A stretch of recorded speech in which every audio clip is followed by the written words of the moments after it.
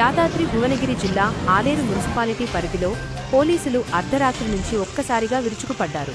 ఉదయం తెల్లవారుజాము 5:30 గంటలకే పోచమ్మ గుడి, భరత్ నగర్, శాంతినగర్ ప్రాంతాలను చుట్టుముట్టి భారీ స్థాయిలో కార్డన్ సెర్చ్ నిర్వహించారు. డీఎస్పీ శ్రీనివాస్ నాయుడు ఆధ్వర్యంలో జరిగిన ఈ తనిఖీల్లో 6 మంది ఇన్స్పెక్టర్లు, 15 మంది ఎస్ఐలు, ఏకంగా 130 మంది పోలీసు సిబ్బంది పాల్గొన్నారు. ఇతర రాష్ట్రాలకు చెందిన అనుమానాస్పద వ్యక్తులు ఉన్నారనే పక్కా సమాచారంతో ప్రతి ఇల్లు, ప్రతి వాహనాన్ని క్షుణ్ణంగా తనిఖీ చేశారు.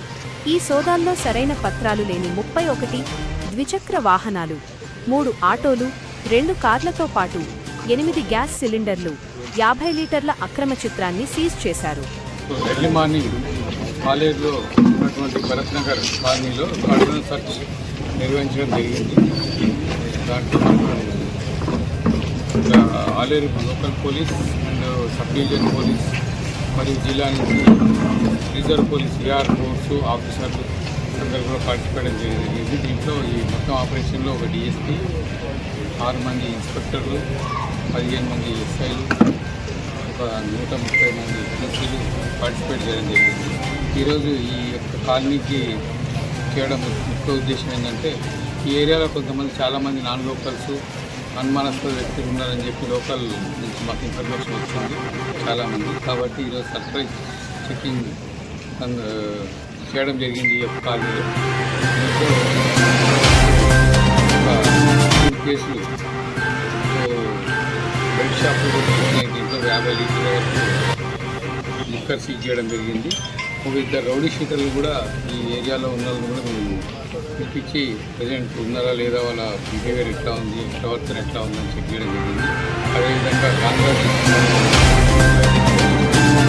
వాళ్ళు కూడా వాళ్ళ మీద కూడా కౌన్సిలింగ్ తీసుకోవడం, లేకపోతే డిఐడక్షన్ సెంటర్ కూడా నిర్ణయిస్తున్నారు. ఇల్లీగల్గా 8 గ్యాస్ సిలిండర్లు,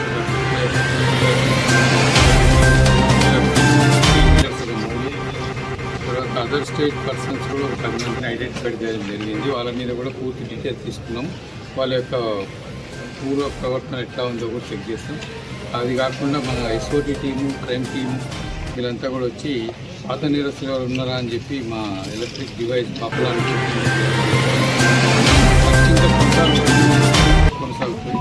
తర్వాత పూర్తి వివరాలు మళ్ళీ అయిన తర్వాత ద్వారా